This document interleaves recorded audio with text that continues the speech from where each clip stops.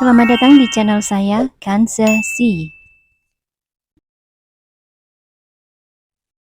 Halo semuanya teman-teman P1 passing grade tahun 2021, khususnya yang tahun ini masih tertinggal tidak mendapatkan formasi.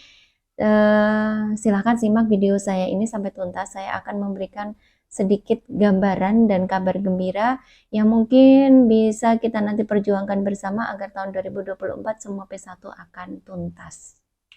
Informasi yang akan saya sampaikan pada video saya kali ini adalah informasi yang saya dapatkan dari kanal resmi Kemenpan RB yang disiarkan pada tanggal 6 November tahun 2023, di mana di situ ada pembahasan bagaimana mekanisme penempatan ASN setelah adanya Undang-Undang Nomor 20 Tahun 2023 tentang aparatur sipil negara. Dan di situ juga diantaranya yang hadir sebagai narasumber ada Profesor Nunu, dan dari situ ada memang berita bahagia yang bisa kita asumsikan. Memang ini masih berupa asumsi, tapi mudah-mudahan nanti bisa menjadi kenyataan. Dengan kita mengetahui berita itu, kita juga bisa mengawal kebijakan itu agar bisa terlaksana. Ini langsung ke kebutuhan guru. Tadi mohon maaf saya terlambat, tapi saya sudah mendapatkan laporan apa yang tadi disampaikan oleh Pak Deputi terkait dengan apa sih yang harapannya untuk masa mendatang setelah Undang-Undang ASN ini diterbitkan, gitu ya. Bapak Ibu yang saya hormati, kami ingin sampaikan langsung ke secara teknis kebutuhan ASN guru dan tendik tahun 2024. Ini Bapak Ibu, ini ada visi besar perencanaan kebutuhan guru dan tendik yang menjadi visi kami untuk pemenuhan kebutuhan guru yang saat ini masih banyak kekosongan. Karena tidak bisa boleh turun ya Pak, nggak kelihatan dari sini.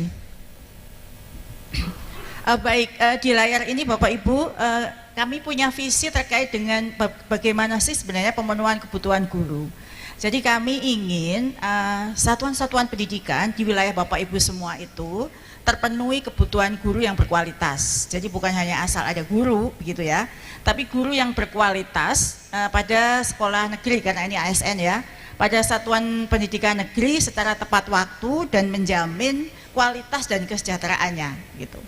Nah di sini ada situasi saat ini dan apa akibatnya, lalu penyebabnya kenapa dan apa akibatnya. Nah situasi saat ini pemenuhan guru di satuan pendidikan belum berjalan dengan optimal.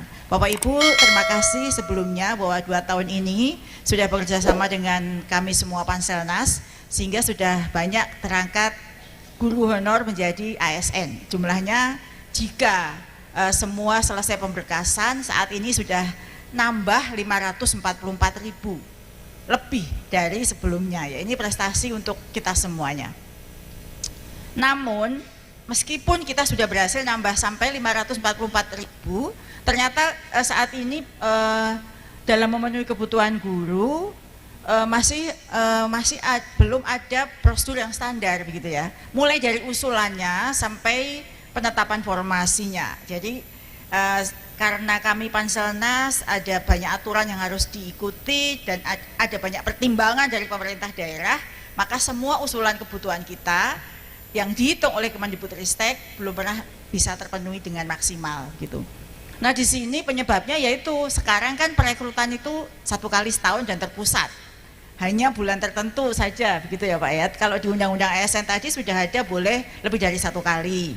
Kemudian sementara guru-guru itu bisa berpindah banyak sebab, misalnya ada yang mutasi, ada yang meninggal, ada yang berhenti jadi guru karena sebab tertentu. Nah, teman-teman semua, di sini Prof. Nunu itu menjelaskan tentang bagaimana kondisi yang memang sedang ada terkait pengadaan ASN di lingkungan Kemendikbud sendiri. Jadi memang problematikanya sebenarnya dari kementerian itu memang kebutuhannya itu ada banyak, tapi pemenuhannya memang dari tahun 2021 sampai dengan tahun 2022 ini belum sepenuhnya memenuhi kebutuhan yang sudah dicanangkan oleh pemerintah pusat karena berbagai kendala dari daerah yang ada kebutuhannya yang tidak sesuai dan lain sebagainya.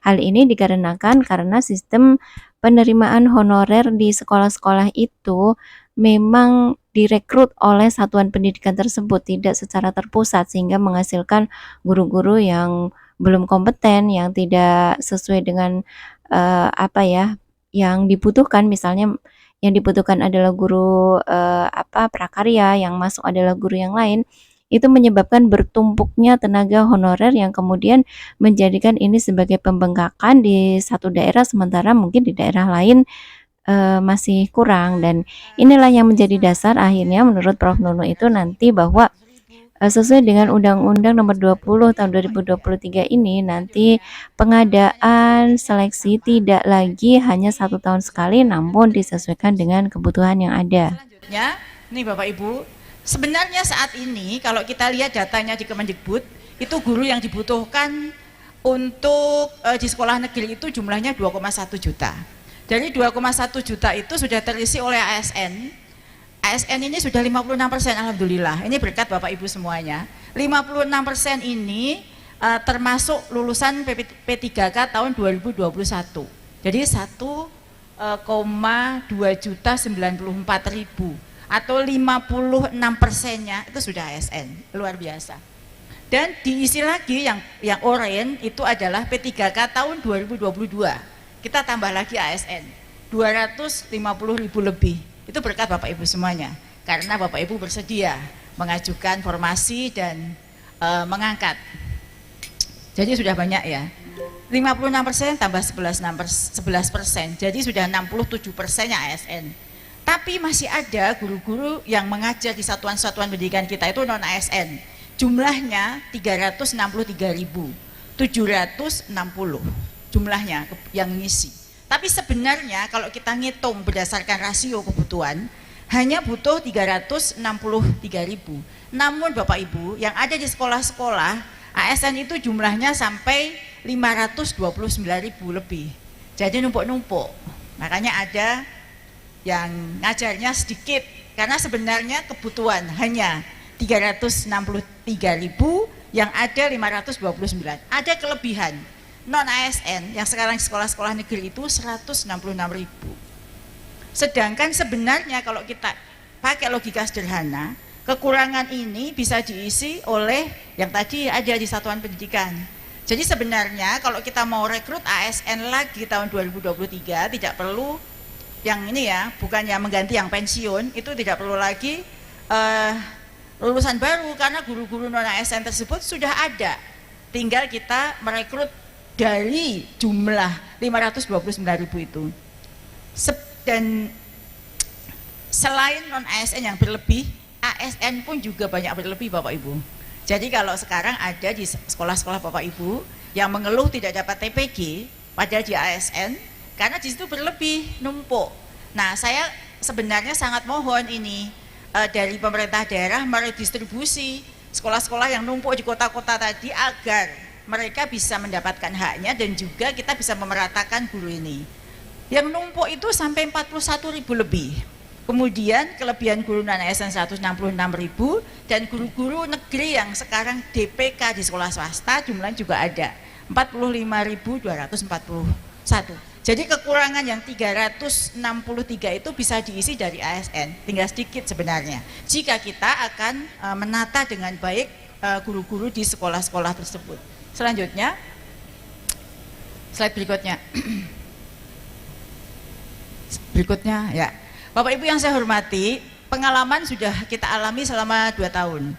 2021 dan 2022 kita bersama-sama berkolaborasi gotong royong untuk melakukan seleksi ASN P3K. Jadi kami sangat senang dan berterima kasih karena dukungan Bapak Ibu semuanya. Semua proses ini bisa kita jalani dengan baik. Namun semua proses ini masih belum sempurna karena 2 kali kita melakukan usulan formasi. Di sini tahun 2021 dan 2022 yang warna biru itu kebutuhan, yang warna oranye itu formasi yang lulus. 2 kali ini kita rata-rata di bawah 50%. Di sini Prof. Nunu juga menjelaskan bahwa meskipun ada kelebihan tenaga honorer yang ada di sekolah-sekolah negeri, namun pada saat pengadaan CASN tahun 2021 dan 2023, tahun 2022, ini ternyata untuk angka kebutuhan yang tinggi itu tidak diimbangi dengan kelulusan. Yang orange itu adalah yang kelulusannya. Jadi untuk kelulusan masih sedikit sehingga menyisakan ada sekitar 300 ribuan yang belum terisi menjadi ASN. Maka selesai tugas kita 305.000 lagi. Dan tahun 2025 kita sudah mulai membuka lembaran baru. Dan kami juga menghitung bahwa selama ini tahun 2021-2022 Tendik belum pernah diusulkan dalam P3K. Dan kami sudah menerima audiensi dari banyak asosiasi, forum-forum Tendik. Kami menghitung kebutuhan Tendik itu 82.701. Nah Bapak Ibu, kalau ini tahun ini kita nanti bersama-sama dengan dukungan dari Kemenkyu tentunya, dengan dukungan anggaran, kita usulkan 305.000, maka selesai Bapak Ibu. Nah, di part selanjutnya ini Prof. Nunu akan menjelaskan tentang status P1. Dengarkan baik-baik ya teman-teman. Punya lulusan P1 ya, P1 tahun 2021 193.000 lebih. Tahun ini tinggal 19,6% saja yang harus kita tuntaskan Bapak Ibu. Kami berterima kasih tahun 2023 ini Bapak Ibu bersedia melakukan banyak penyesuaian sehingga tahun 2023 kita bisa menempatkan 50.000 lebih P1. Dan dengan segala upaya yang kita lakukan bersama, karena banyak sekali pertimbangan dan faktor, bukan pertimbangan sebenarnya, banyak sekali sebab, misalnya oversupply, misalnya sebab-sebab lain, maka masih ada 12.279 itu yang belum bisa kita tempatkan tahun 2023. Mereka adalah P1 atau prioritas 1 atau guru lulus PG seleksi 2021. Nah tahun ini, tahun depan hanya tinggal 12.000 lagi. Mari kita selesaikan bersama-sama supaya kita punya hutang bersama-sama ini selesai. Berikutnya, ini Bapak Ibu, kami sampaikan bahwa setelah tadi saya sampaikan kita akan buka lembaran baru ya Bapak Ibu. Jika tahun 2024 kita semua selesaikan dengan ASN P3K, mengusulkan 305.000 formasi tadi, maka mulai tahun berikutnya kita formasi itu hanya sebesar guru pensiun. Nah, ini dia yang kita tunggu-tunggu teman-teman, bahwa kita memang menunggu komitmen dari pemerintah untuk menuntaskan semua honorer dan juga P1 yang masih tersisa di tahun 2024. Karena pemerintah punya cita-cita bahwa nanti untuk tahun 2025 akan membuka lembaran baru. Nanti formasi yang akan dibuka hanya untuk kebutuhan ketika ASN itu sudah pensiun. Yang akan meluluskan guru dengan beasiswa untuk ditempatkan di satuan-satuan pendidikan Bapak Ibu yang gurunya pensiun. Maka sampai kami ada Direktorat PPG, ada direkturnya di sini. Dan seterusnya, sampai seterusnya, maka setiap tahun kebutuhan formasi hanya mengganti guru pensiun. Dengan catatan tadi, kita semua tuntas sehingga lembaran baru bisa kita mulai, visi kita untuk guru-guru berkualitas itu bisa terpenuhi. Selanjutnya, nah Bapak Ibu, Pak Menteri pernah mengusulkan wacana menjawab tadi tantangan dari Kemenpan RB bahwa setiap daerah sebaiknya punya talent pool ya, sehingga pemerintah daerah kalau butuh guru saat itu juga ada yang meninggal, ada yang pindah, ada yang mutasi gitu, tidak perlu lagi pusing-pusing rekrut. Nah kami sudah siapkan, usulkan saat itu dengan nama Ruang Talenta Guru. Ruang Talenta Guru ini sebenarnya adalah satu database. Kalau dulu Pak Menteri menyebutnya marketplace ya, itu sebenarnya Ruang Talenta Guru. Bagian dari manajemen talenta guru yang dimulai dari in-service, yaitu Ruang Talenta. Isinya adalah database yang bisa dilihat, dipakai oleh pemerintah daerah, PPK di daerah, untuk melihat sebenarnya di daerah saya ini sudah ada berapa sih guru yang eligible untuk diangkat. Mapelnya apa, jenjangnya apa, kami siapkan di dalam database Ruang Talenta Guru, dan para PPK bisa melihat, oh aku sudah punya nih, kalau ada guru pensiun bisa langsung diganti. Isinya adalah guru-guru yang lulus seleksi dan lulusan PPG Prajabatan yang siap diangkat. Lalu jadi ada dua sumber suplai, guru-guru yang sekarang ini seleksi masuk, kemudian lulusan PPG Prajabatan. Nah Ruang Talenta Calon Guru ASN ini bisa kapan saja dilihat. Jadi kami menyiapkan. Nah, ini juga jawaban buat teman-teman yang kemarin bertanya, nanti bagaimana jika fresh graduate mau masuk kalau semuanya akan diisi oleh P1 dan honorer yang ada di negeri. Nah, ini sudah menjawab bahwa nanti setiap daerah itu akan mempunyai yang namanya ruang talenta untuk guru.